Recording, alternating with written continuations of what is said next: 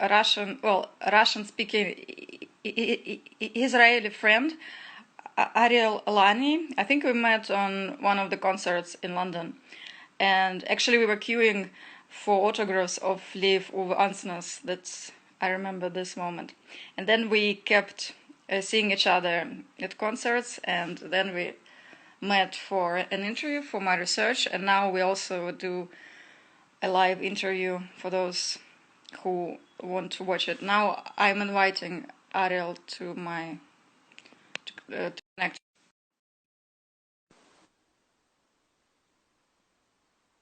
Yes, connecting. Hi. Hi again. Hi. Greetings from Yeah. St. Petersburg to Jerusalem, where I've never been, but I haven't haven't hope been to to come. St. Petersburg, and I very much hope to be there Mhm. sooner rather than later. Well, I hope you're healthy and doing fine. And Yeah. as usual, let's begin with the beginnings. Okay. You are, I don't know many child prodigies within my circle of friends. So, could you describe how you came to be one? Well, I try to avoid that word almost like the plague.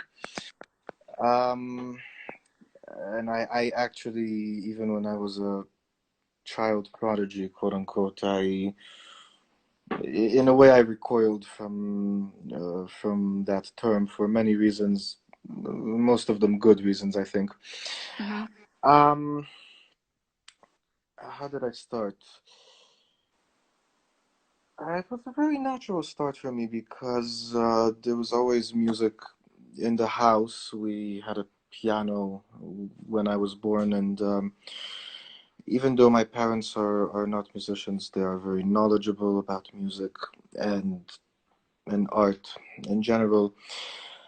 And and my father actually didn't want me to be uh, born into a house where there was no piano.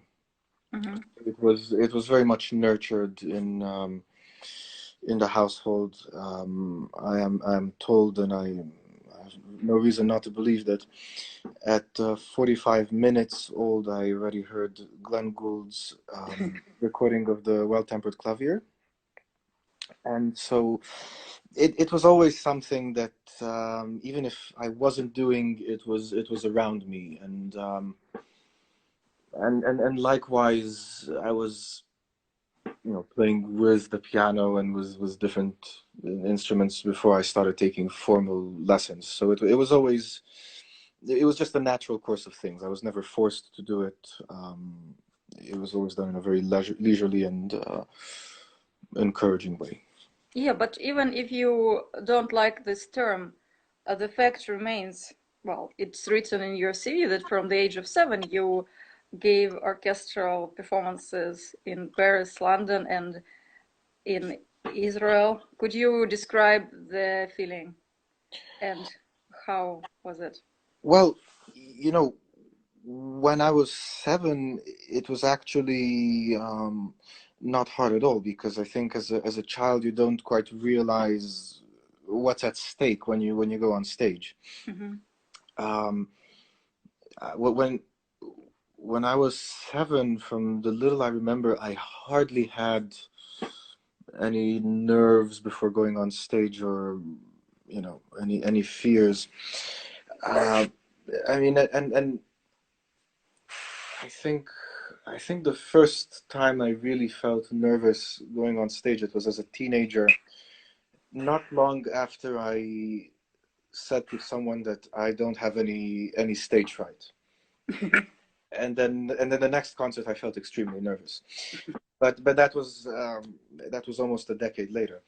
I think I think that as a child you really don't realize the scope and the consequences of going on stage and presenting yourself before an audience. It's basically, when you're a child, it's a reason to skip a day of school. So um, that that those were maybe some of the easiest performances I had.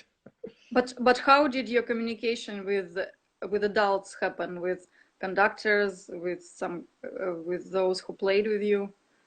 Did they treat you as a child or as an equal? I guess a combination of both. I mean, I don't quite remember feeling that I was, you know, the child in the group, besides me knowing that I was. Uh, I think it was basically limited to me knowing that I was a lot younger than everybody else I was playing with. Hmm. Um, yeah, I never the only times and those were very rare. The only times that I felt that people were looking at me through the lens of my age was much later.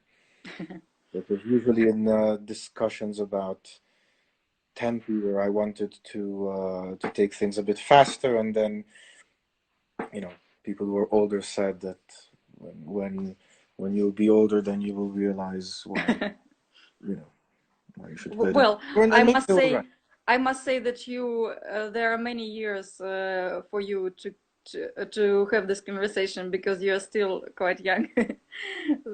I And, think. and many years to start playing slower. To yes, yeah.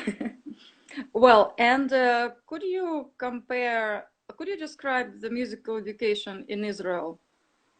What it is like? Is it like a Russian sort of free state, very intense, or is it more British, private lessons and? Well, that's a hard, yeah, that's quite hard to describe. I mean, a great many of the music teachers in Israel, maybe probably the majority, are from Russia.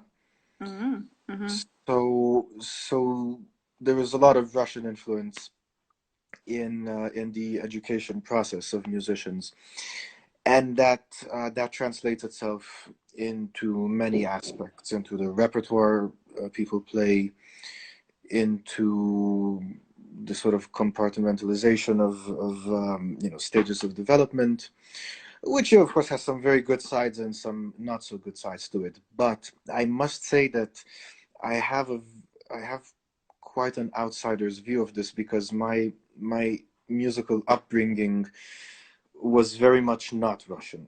So I happened to actually be on the other side of the Russian spectrum when it came to my musical education, and that translated itself into the repertoire I was playing, into the very you know tailored way that I was brought up by my teachers, and the mentality I think that I was exposed to was very different to that of some of the other which kids. means the other spectrum then was what? Um, well, I don't want to talk about it and to sound supercilious. I don't want to sound like I'm putting it down because, of course, it has produced, some of the very, very finest musicians on record.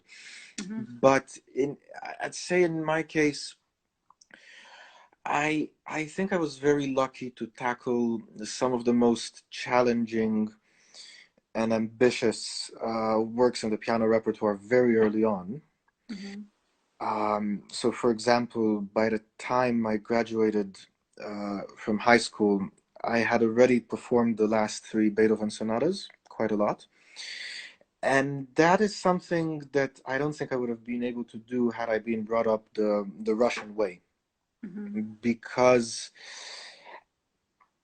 and again, I know I'm not fit to talk about this, but I know that many of the other teachers in Jerusalem and in Israel at that time would have thought that this sort of repertoire was not suitable for a 16-year-old.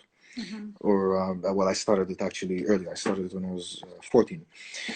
They would have scoffed at the idea that here's this teenager playing these works which it takes a lifetime to master. And I must say, from my point of view, precisely because it takes a lifetime to master these works, it's a good idea. At least it was a good idea for me to start them quite early on, Mhm. and that I think was very much to my advantage. Um, So what you're saying, they allow you to be an adult musician, uh, not so late as in Russia, but at a quite young age, right? yeah, yeah, and again, I really don't want to put down the Russian method or you know the system, because of course it has produced some absolutely superb musicians who are some of my favorites today. So I'm really talking from my own experience and nothing else. Who have you been influenced, say, in your young teenage years and through your education? Who were your idols, and how were you increasing your knowledge, say, before Britain? Well, I think in terms of pianists, uh, I cannot say I had idols, and I'm happy to say I don't have idols today. I have people I hugely admire. Uh, an early an early fascination of mine in terms of pianists was Richard Good, whom I still am in awe of every time I hear him live. I was very fortunate to hear him live, I think about 6 or 7 times by now, and to have played for him a couple of times. And to go back to the late Beethoven sonatas, around the time I started learning them, I started with Opus 109. I had the Richard Good recording, which I used to listen to on on a weekly basis, sometimes almost on a daily basis, and I never tried to copy what he does, but what especially resonated with me in his performance, and I only fully realized it not so long ago, is his aesthetic ideals and the sort of atmosphere he creates in every bar he plays. And he's always so generous and magnanimous in his expression that you can almost sense his smile coming through the recording, which is something that very few people can do. So what you're saying, that personality of a musician is important for you, and it has to Yes, transpire through the music you hear, right? yes, I think to a greater or lesser extent, it is inevitable that it will come across in your playing. Of course, it doesn't come across directly, not all the time at least, but I don't think you can completely detach the personality from the performance. It's something I used to think that could be done. Definitely it is if you take a very objective and almost vocational view of performing music. But I think the more you think about it, you know, you can tell a lot about Glenn Gould's character from the way he plays just about anything, and you could do the same with Richter or Heifetz or Furtwängler, whoever you want. And then another pianist I was very much influenced by in my later teenage years was Leon Fleischer, whom I had the great fortune to work with 3 times. And what I realize now is that Fleischer's positive influence allows me to play in a way which is very contrary to what he preaches. So he has this method of teaching whereby he teaches the piece and not you. And he wants to he teaches in group lessons, and you're only supposed to bring the piece once, which is the way he was taught by Arthur Schnabel. Exactly the same method.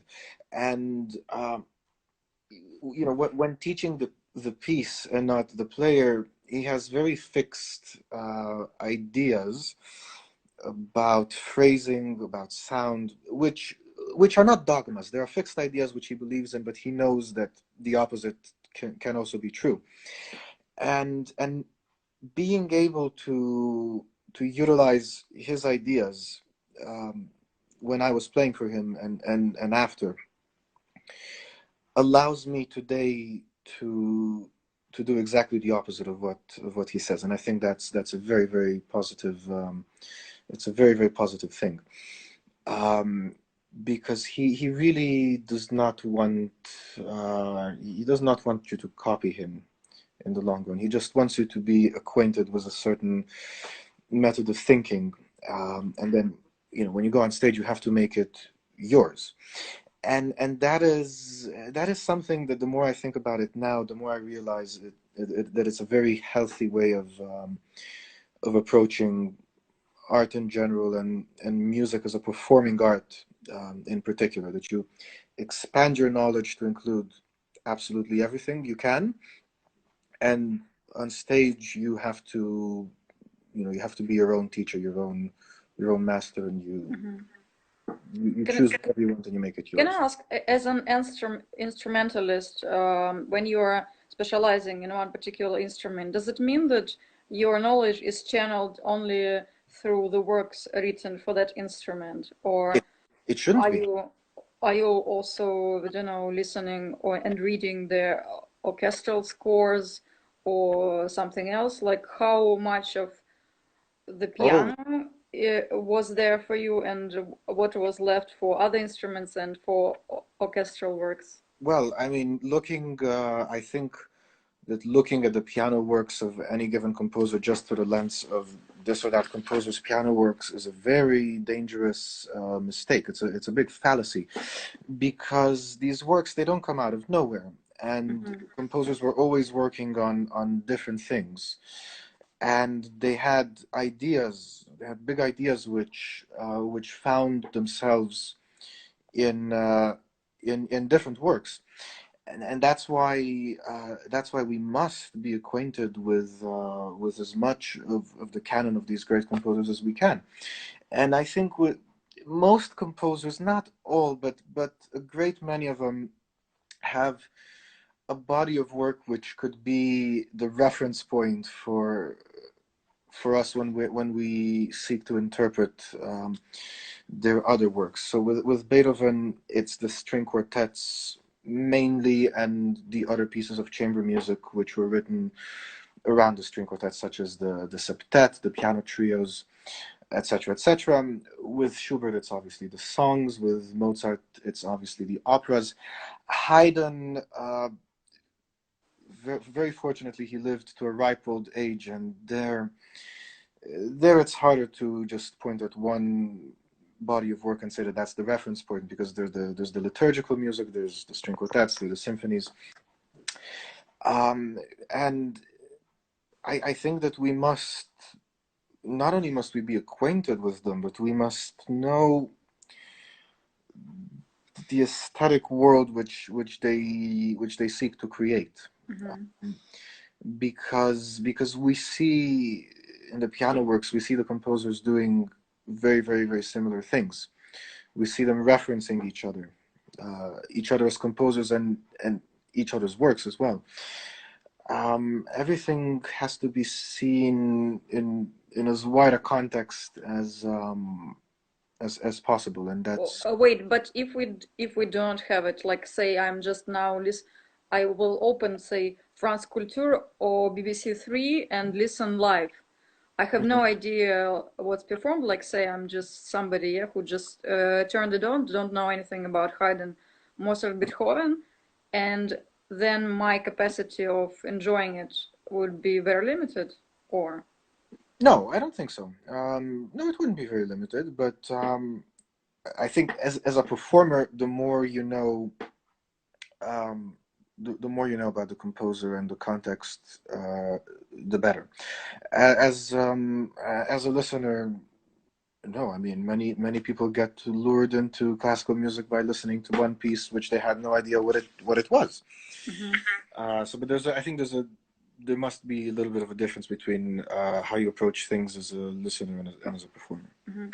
Remember, we had this talk that you said that you had a certain line that you are the one who is not into modern music in terms of performing. Could you Yes. now maybe say again why? Like, who is your border, and why you are not performing or not into modern? classical music?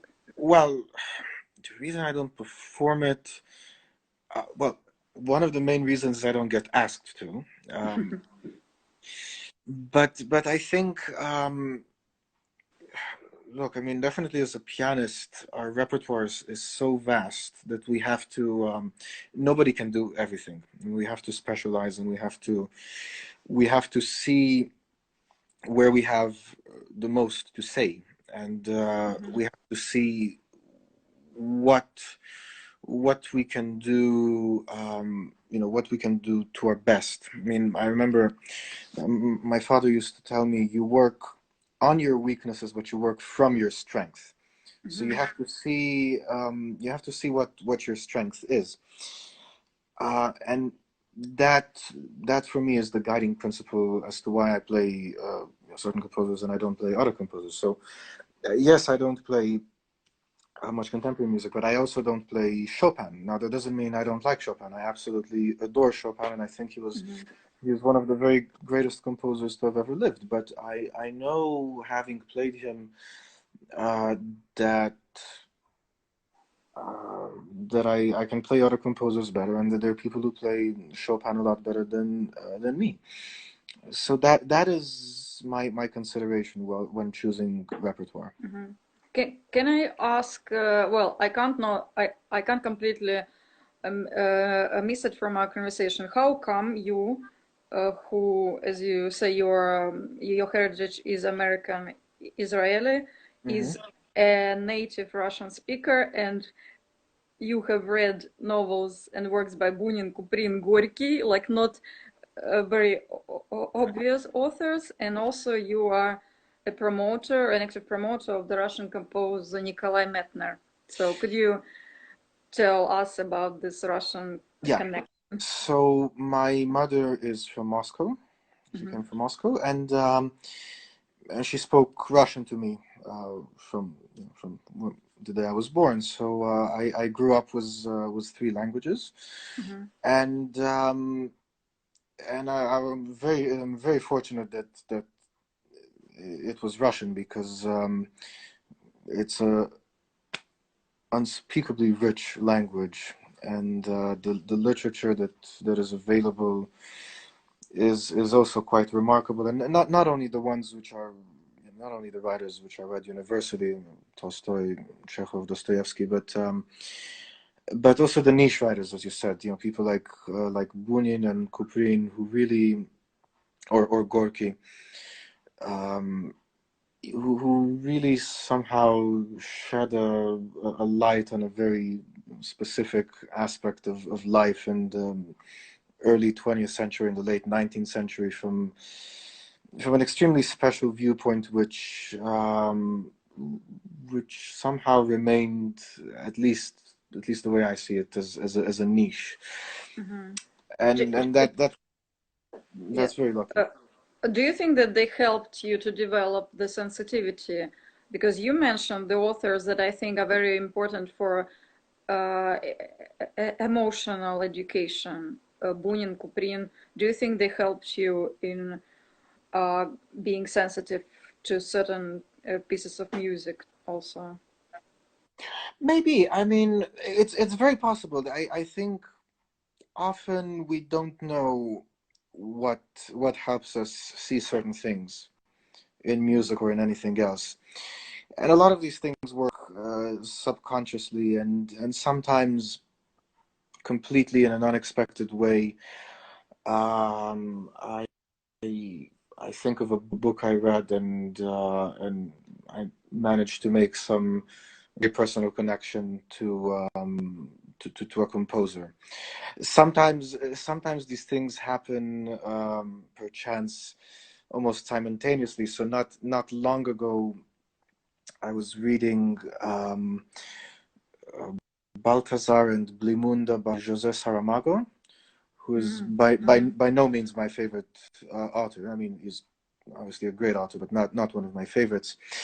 But the book takes place in 18th century Lisbon, where Domenico Scarlatti happened to be working, Mm-hmm. and there's some very very moving descriptions of Scarlatti improvising on the harpsichord in Lisbon and teaching the king's daughter, uh, the king's reluctant daughter.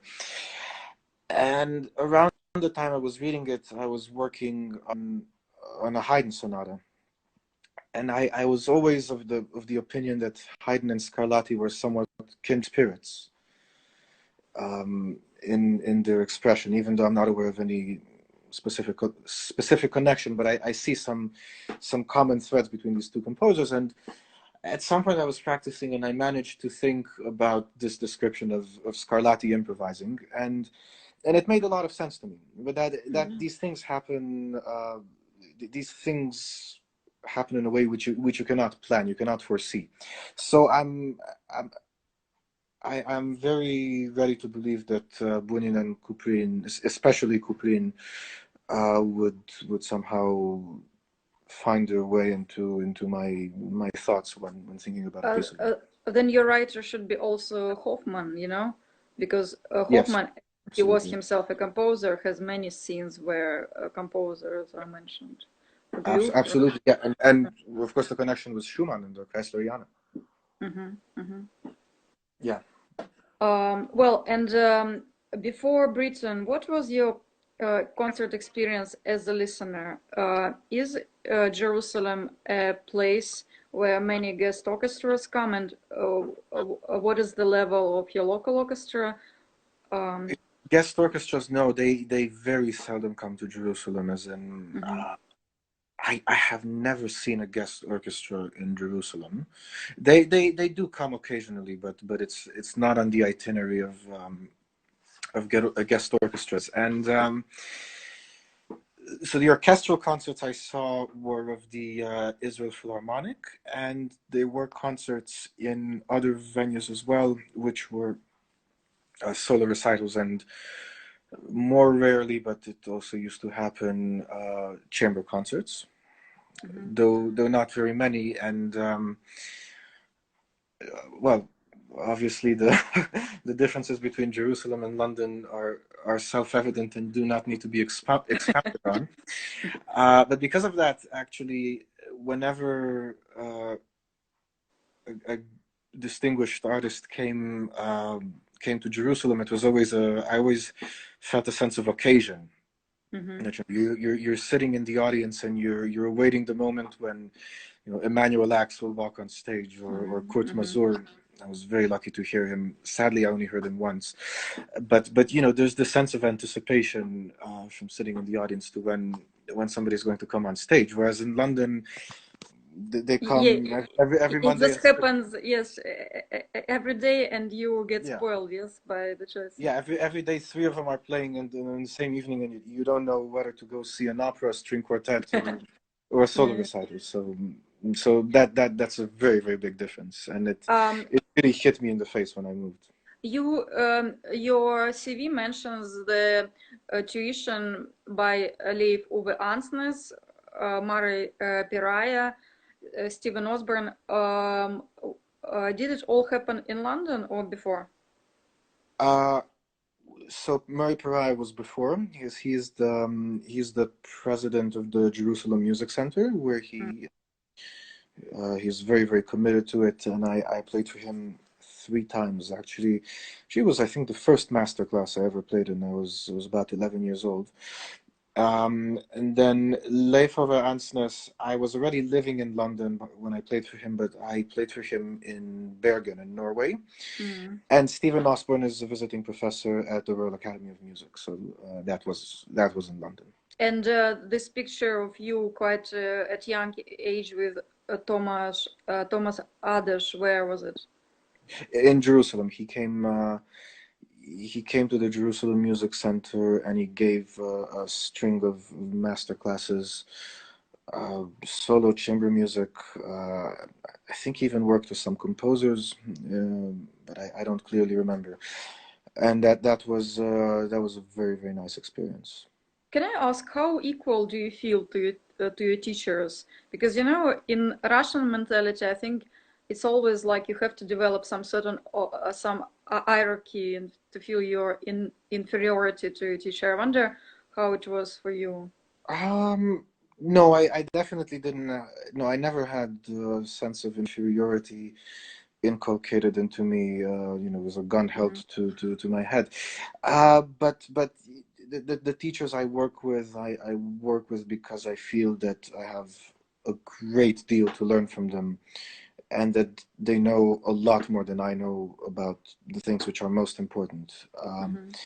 And that's really the reason why I chose to study with the people I have studied with and the ones I study with currently because that's the most useful way of learning when you have a great deal of knowledge to acquire in a great gap between your teacher and yourself. So now you're studying in London, which is an equivalent of a BA degree, of a No, I bachelor's degree, right? master's degree. I've already finished that. Master's degree. And your bachelor's degree was where? Same place, Royal Academy of Ah, the Music. same place. Okay. So how did this decision come about? And could you tell me about your years in London, in which way they were formative? Remember, we talked about that there were moments a year or two when you went to a concert every day. So could you maybe describe this Yeah. in detail? Well, actually, you mentioned Metner before, and in a way, Metner is part of the reason I came to London because Mm-hmm. I was playing the Sonata Ballade, and there are not many people who have recorded this repertoire, but one of them was Hamish Milne, who recorded fantastic Metner cycle. And I saw he was giving a masterclass in Italy in Cortina d'Ampezzo. So I applied to it and I went. And after one lesson with Hamish on Metner, I realized I was playing everything a lot better. And it somehow dawned upon me that I should study with him. So that was the reason I came to London. Mm-hmm. Sadly, he became ill and he passed away this February. And I was only able to study with him for about a year and a half in total. But right now, I am receiving fantastic tuition from Ian Fountain, whom I actually knew from Israel. But when I came to London, as you said, there were so many people performing on the big stages that I decided I had to see all the concerts I can devour. Mm-hmm. And I used to go to at least two concerts per week, sometimes five, sometimes even seven concerts a week. And by the time I was in my second year, I had cut that number by about 70%. And by my third year, I was going to a lot more theater than to concerts. And that is because I have seen whom there is to see. Mm-hmm. And right now, my prerequisite for going to a concert is I cannot live without going to a concert of Richard Good or the Takach Quartet or Gil Shaham or Christian Zimmerman or people Mm-hmm. like that. And that actually goes to the heart, I think, of a lot of what we do. And I try to think what is it that these people do because they're so different from each other. I mean, Gil Shaham is so different from Richard Good, and Good is so different from Zimmerman, and so on and so forth. But I realized that when they play, I I don't feel like a musician listening to another musician. I just feel like a concert goer who went Mm-hmm. with only one objective, and that is to be moved. It's to be touched by the music being performed. And and when you do that, then the differences of interpretation get cast away, and you can discuss them, till the cows come home after the concert. But when these people are playing, the only thing that is going through your mind is that you are touched and that you're discovering the music as it is being played. Can I ask, every performing musician can sort of say to himself or herself, I am the channel of the music, and I don't need anybody else. Like I could focus on my own performance for 24 hours and or like for 18 hours a day, and the rest I will just rest and do my stuff.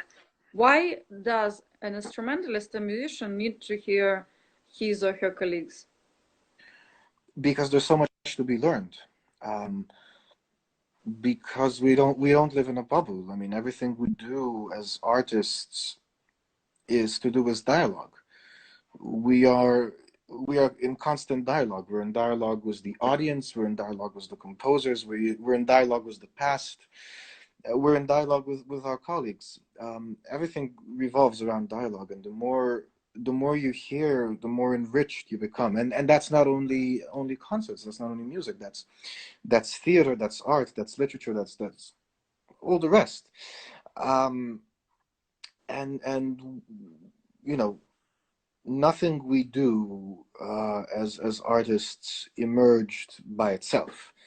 These great works we play, they didn't just fall off a tree and into our hands.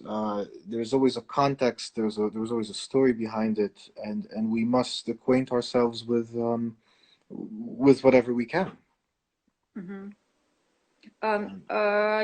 There's this not theory, but sort of a view that composers can disappear in history with the layers of time. So it's kind of in this view, it will be harder for us to understand, say, I don't know, Monteverdi, like they will kind of disappear as the history goes by, and it will be hard for us to keep the connection with the composers of the past centuries.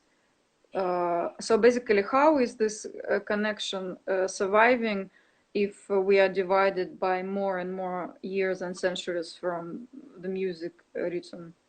Or why is it still modern or makes sense to us? Well, that's an interesting question. Well, I don't think anybody has the definitive answer for Mm-hmm. why different things happen in the vicissitudes of taste and fashion. I don't think that the very greatest composers are at the peril of disappearing from public conscience, just like great writers aren't. I mean, Mm-hmm. we still remember uh, Greek, ancient Greek literature, and that happened long before Monteverdi. Um, I think that at a certain level, these things are unpredictable, and it's hard to track why a certain composer is popular now and he wasn't popular, a couple of decades ago. So, for example, Metner, the aforementioned Metner, is a lot more popular today than he was a couple of decades ago, and that's Mm-hmm. due to certain people playing his music extremely well and making the case for that composer. I think in order for a composer to really enter the realm of public conscience, uh, a case needs to be made for for his music, and with some composers that case is self-evident. I mean, we don't need to. No, sorry, I take that back. Of course we need to make the case for Beethoven and Haydn and Mozart. If we don't make the case for it, then we cannot play it well. So we always have to make the case for whatever we play. But as for a composer being popular or not, it depends on how many people make the case for that composer at the same time. And I think it's an equation of that and the need for the emotional experience that a certain composer provides us. So Mm-hmm. uh, collectively, there's a certain need for what Janacek does to us, or what Fauré does to us, or what So Bartok. we basically we create the demand ourselves in a way that the most famous ones are the ones that are emotionally in more demand than others that are not discovered or. But it's not only the public. I think that the performers have a very big influence on that. Mm-hmm. It's not. it's not only the public which decides. I think the performers have a very, very big sway in which composers they intend to promote, and that happens over many years. It's not that we can just decide that we can take forgotten composer X or Y and then make him in a matter of 3 years into a celebrity. And I mean sometimes that happens, but that's very short lived, as I think as I think we both know. What were your performance highlights during your years at the Royal Academy of Music? Oh, luckily there were many. Mhm. I think to think of highlights, it depends in which way, in which way there would be highlights. So Well, I mean, winning some competition, going to some ah, interesting I, place, playing with the famous orchestra conductor. well, I very much enjoyed, and it was a huge honor for me to play with the City of Birmingham Symphony Orchestra in Hmm. November of 2017, and I played in beautiful Symphony Hall in Birmingham, Oh Mozart. yes, yeah, yes, I've been there too. Yeah, wonderful place. Mozart C minor concerto, which is a piece which means a lot to me. I enjoyed playing at Wigmore Hall recently, at St. John Smith Square, where I played a recital of some of the most important works for me and works I've been thinking of for a long time. And then, so that that's a matter of occasion, but every now and then, in my case, not very often. You just happen to play better than you expected to play on that Hmm. night. It doesn't happen to me very often, but whenever it does, you're somehow, you know, you have a little moment of elation at that. Hmm.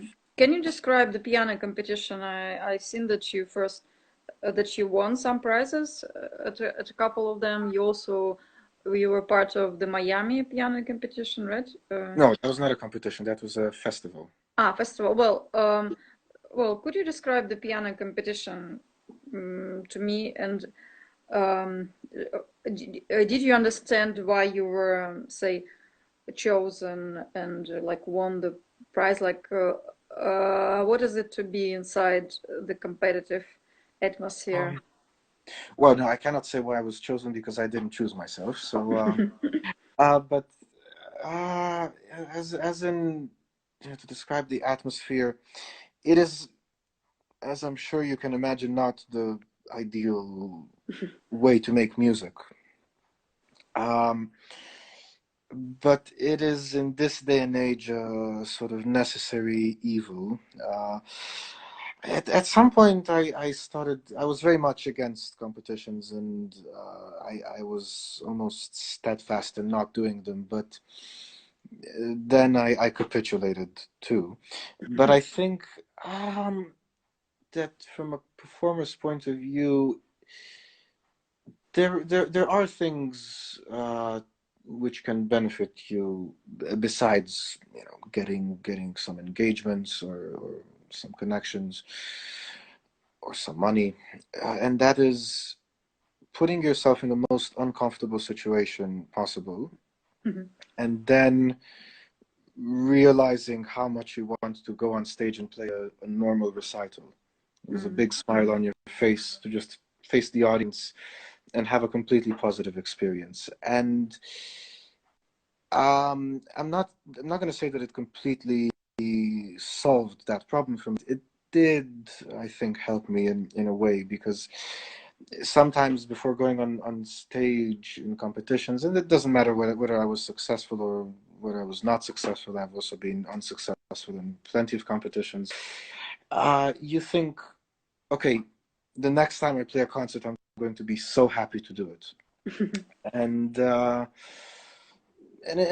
in that way, I guess it is a bit useful, but it is without any doubt not the optimal way to make music.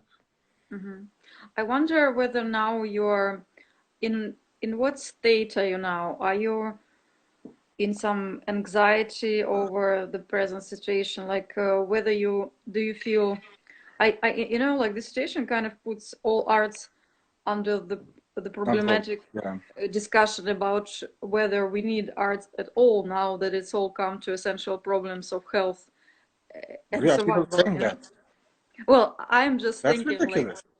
no, it's just me, you know. I had this vision of post quarantine world where we will all will be just surviving. That the arts would be considered a non-essential band because they require people being together. Well, I just had this dystopian vision recently, you know.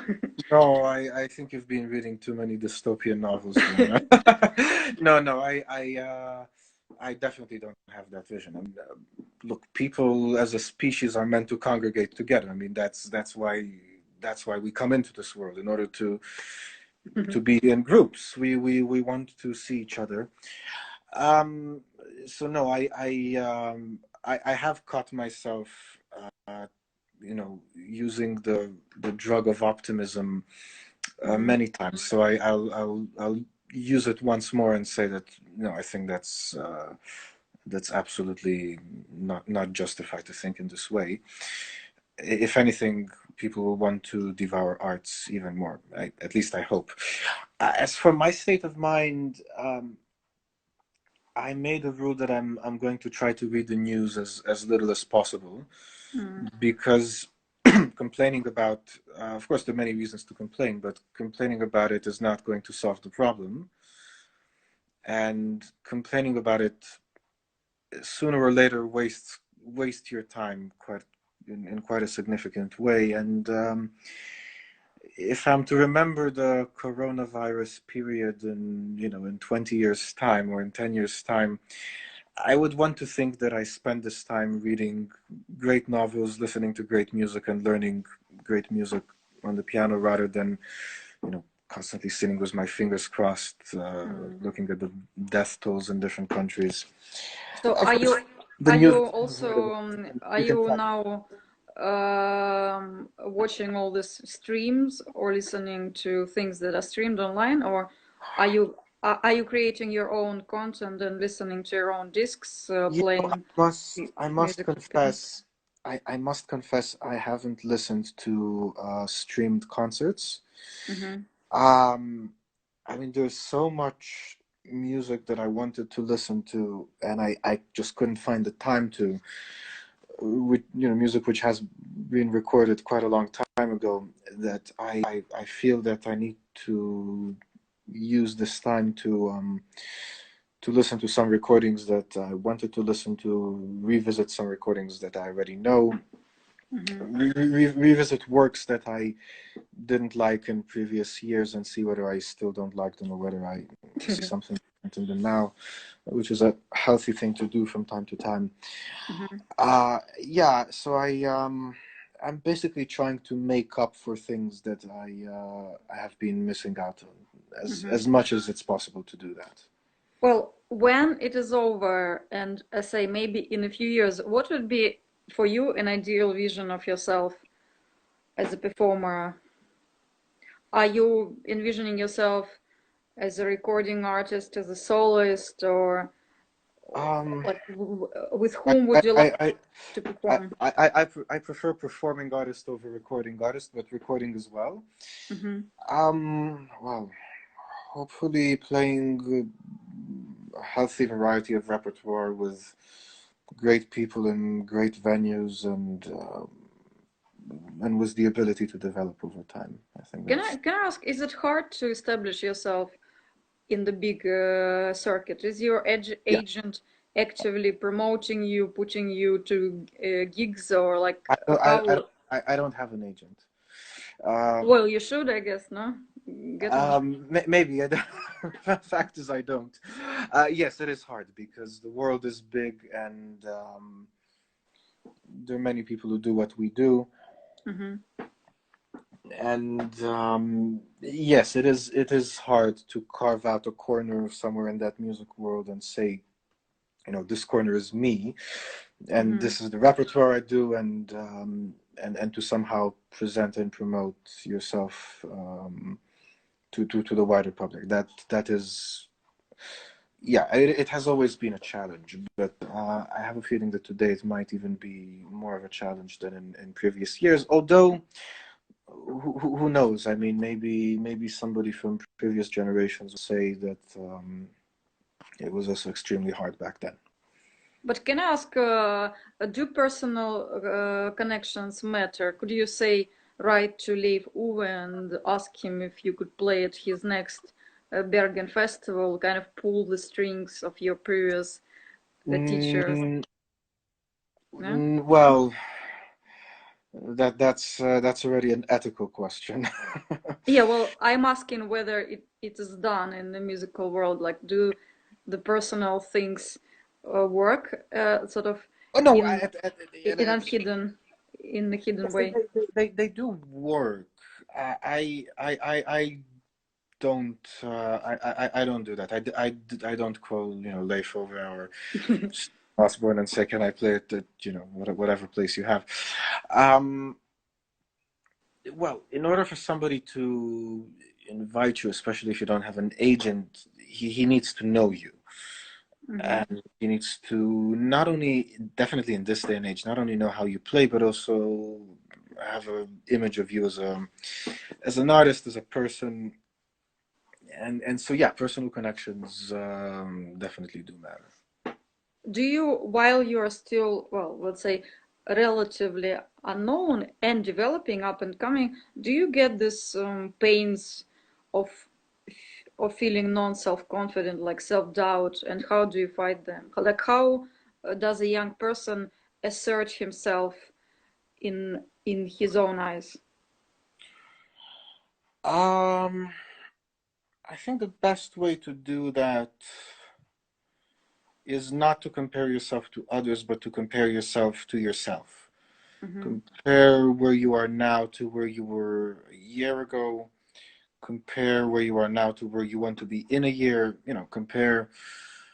Uh, compare your idea of yourself as the reality of yourself as much as you can do that. And that's, of course, easier said than done. But in a way, you have to be your own critic, your own guidance counselor, Mm-hmm. and I think that's the most helpful and the healthiest way of going about that, because the minute you start comparing yourself to other people and saying, oh, where was he when he was my age, etc., etc., you're playing an unwinnable game. That's You're fighting an unwinnable battle. What you're saying, that we shouldn't compare ourselves to others, like, at all? Well, Isn't it what the world kind of isn't it part of the social game we're all it is playing? part of no, it is part of the social game, and we're bound to do that. But just the fact that we're bound to do that doesn't mean that we shouldn't recognize the perils of doing that, or doing that in a wrong way. Of course, you can compare yourself to others in a healthy and helpful way. You're saying, by saying, okay, this guy is doing X, Y, and Z, and if I would do that, maybe that would be helpful. That's the good way of going about this. But you shouldn't try to make a value judgment based on those comparisons. That's what Mm. I. Well, So that's of course you compare yourself to others, but that doesn't make you better or worse. That's what I'm saying. mhm. Well, what are you looking forward to in London when the quarantine is over, and when do you think you'll be able to go to London? Hopefully sooner rather than later. What I'm just looking forward to, the busyness, the inexhaustibility of London. I'm looking forward to play a couple of concerts which have been postponed. I'm supposed to play Beethoven's Diabelli Variations. I was supposed to play Beethoven's Diabelli Variations, I think, this coming Thursday or Tuesday, Hmm. and that has been postponed. We don't know yet to when. And it's at the 1901 Arts Club as part of the Hattori Foundation recital series. Yeah, I'm very much looking forward to that. Also to playing Mozart's A major concerto K488, and hopefully that has not been decided yet, and that's not in London, but I'm very much looking forward to going to the Marlborough Festival, and hopefully I'll be able to do it this summer. And you were also, I remember when we met, you were saying that you were preparing for the recording of a disc, right? Yes, yes, and of course, how could I forget that? And I was supposed to record a disc with Lynn Records at the state-of-the-art new studio at the Royal Academy of Music, and that had to be postponed because the academy was closing. We don't know yet, of course, when that will happen, but I'm very, very much looking forward to collaborating with Philip Hobbs, a fantastic producer, and Lynn Records, and recording music which means a lot to me. The Momo Musico and D major sonata of Schubert. Well, briefly, we will be cut off in, say, 4 or 5 minutes. Could you describe the quarantine situation in Jerusalem? What is it like? Are you allowed to go out? Well, we had actually restrictions eased today. So I since I live outside the city, there's not much for me to do outside. So I've been staying inside, which is what I do anyways when I'm on vacation. As for the situation here, we were under total lockdown, and we even had a couple of curfews because it was Passover, and they wanted to prevent people seeing each other, families reuniting. And so they're being the restrictions are being gradually lifted. I think stores are opening or are set to open in the next couple of days, and in 2 weeks we'll see how the results are. Well, that sounds good because in Russia the number of cases is only increasing, and St. Petersburg and Moscow is already on a very strict lockdown with digital passes required to have Oh, a wow. trip somewhere. And St. Yeah, Petersburg might go to the same situation. So, that's very worrying. as a big country, unfortunately, as a big country, we can face the scenario of the United States if. Yeah, But I think we have a better system of medical care, and it's not private; it is state. it's So public. there are Yeah, now like some extreme measures are done for additional hospitals. Well, I just saw how Putin, made these orders for every region to build some additional hospitals. yeah, yeah. Um, well, I guess I hope we will meet again on some concert. Like Yeah, we'll queue for autograph of Leif Uwe some more time, yeah, and buy his new disc or something. Like I yeah. miss his moments of normality at this at the Royal Festival Hall. Very much. Yeah, yeah. I very much hope that we can, we can get back to London sooner rather than later and Yeah, experience. I'm just wondering whether they'll be checking people, just before people aggregate again, whether they would need to check whether they have been ill or, you Yeah, know. yeah, that would be sensible. Yeah, I heard again, as I said, I'm not reading the news very closely. I heard that they might do something of that effect, but who Well, knows? well, stay safe. Yes, It's you good too. to actually you were one of the last persons I spoke in life because it was, Yes, it was just already. before I left London, and after that I stayed in quarantine in St. It's Petersburg. already in dystopia mode. Yeah, Yeah.